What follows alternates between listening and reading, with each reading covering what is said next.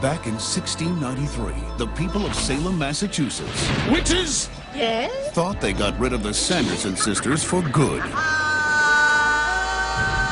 We shall be back! 300 years later, it's Halloween Eve, and they're back. Good evening once again, ladies and gentlemen. Well, Halloween is right around the corner, and this time we're going to be looking at something special, something that'll take you back to childhood. Of course, I'll be going through some film requests real quick, and then it's the main attraction. So for now, come, we fly. Now my first request is for Spike Lee's Do the Right Thing. It's one of the hottest days in the neighborhood in Brooklyn, and yet people still try to find to carry on their daily routines. Things start becoming hostile in the area, however, as racial tensions begin to rise. And it all keeps circling back for some reason to a local establishment known as Sal's Pizzeria. Now this is definitely one of Spike Lee's better movies. It's got a great pace that keeps things running smoothly, it's got unique and memorable characters to identify with, and the dialogue is some of the most profound and interesting that I've seen in a movie. Everything feels natural in this environment. Now as the movie goes on, I felt more involved in this neighborhood. I also like how the political commentary is such that it's enough to provoke debate, while also not being too one-sided on the issues at hand. Now, one of the questions is, does our main character end up doing the right thing? Well, that's for you to decide, should you decide to watch this excellent film, of course. Now, my next request is for Battle Royale.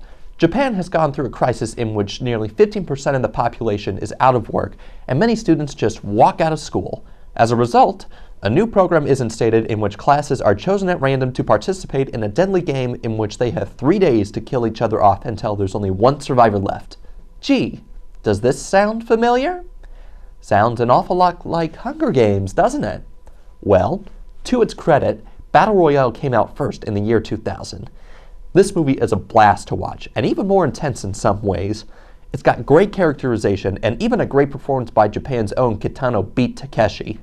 The action's more grisly and it's much more violent than the Hunger Games, and I actually like this route. And I think the Hunger Games, while an excellent series, is built to appeal more to a younger audience. Battle Royale, however, does not hold back on its content. But trust me, if you're a Hunger Games fan, definitely give this a watch if you're game. Now the third request is for Wreck. A Barcelona TV crew follows a fire team to an apartment complex for an emergency call. Once inside, however, the building is sealed off as the denizens of this complex are exposed to some sort of infection that turns them into demonic-like beings hungry for human flesh. Again, ring any bells? This sounds a lot like Quarantine. That's because Quarantine is a remake of the Spanish horror flick. Of course, I think that the original here is superior. It gives off a real chilling vibe that makes you feel uneasy as the film moves along. It's subtle in its horror, and it kept a nice running pace that kept me invested throughout. Now, the idea of being sealed off in a dangerous building is really unnerving, and it can make you feel claustrophobic at times. Now, I know that there are sequels to this movie, but I haven't seen them, so I don't know if they're as good as this one. But still, if you've seen Quarantine, watch the original if you ever get the chance so that you could see how they stand side by side, and decide who did it better, the original or the remake. And now to the giant bag of candy you all know as Hocus Pocus. The Sanderson sisters are witches who feed on children to stay young. They're eventually executed, yet they come back 300 years later when a kid named Max lights a black flame candle and they go out on Halloween to look for more children. Thus, it's up to Max, his friend Allison, his sister Danny, and a cat named Binks to stop these witches and make them disappear for good. Now this movie just oozes childhood for me, and I'm sure it does for a lot of you as well. I remember watching this all the time during Halloween, and I've finally gotten the chance to watch it again as an adult to see how it holds up. And, well, okay, here's the thing. When I watch this movie now, there's a lot of stupid stuff in it that technically doesn't make it a great film. Stuff such as hokey dialogue, cardboard cutout characters, cheesy effects, and running jokes that don't really make you laugh and as an adult. And it kind of feels awkward. It feels dated in a lot of ways. Here's the other thing, though. This is still one of the most entertaining Halloween movies that you'll probably see in your life. And a lot of people I know absolutely love this movie. For a lot of 90s kids, this movie was the Halloween movie. But what is it about this movie that makes it such a Halloween classic for many people? Well, for me at least, the main thing for me was the Sanderson sisters. Played by Bette Midler, Kathy Najimy, and Sarah Jessica Parker respectively, these witches are an absolute riot. They each have their own distinct personalities, iconic looks, and they are just full of energy. Their acting is extremely over the top, and they have their fair share of scenery chewing throughout. They don't really come across as that frightening, but I think that was the point.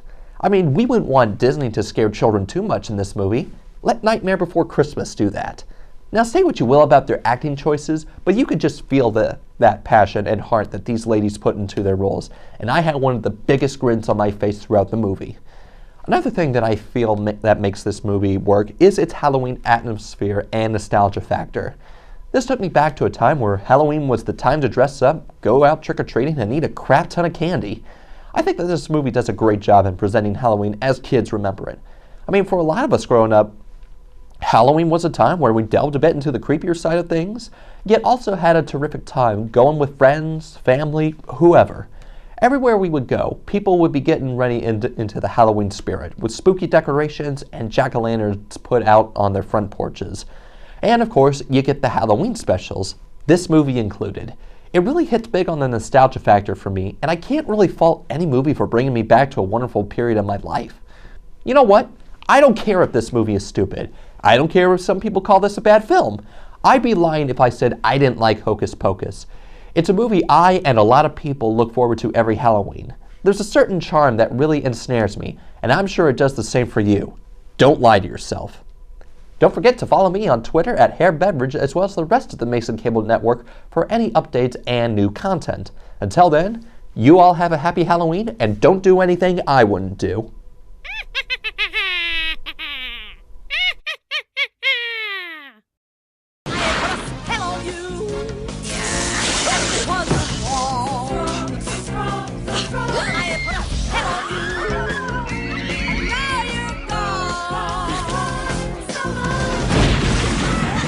Walt Disney Pictures presents Bette Midler, Hello. Sarah Jessica Parker, Would thou dance with me? and Kathy Najimy. Hocus Pocus. Into the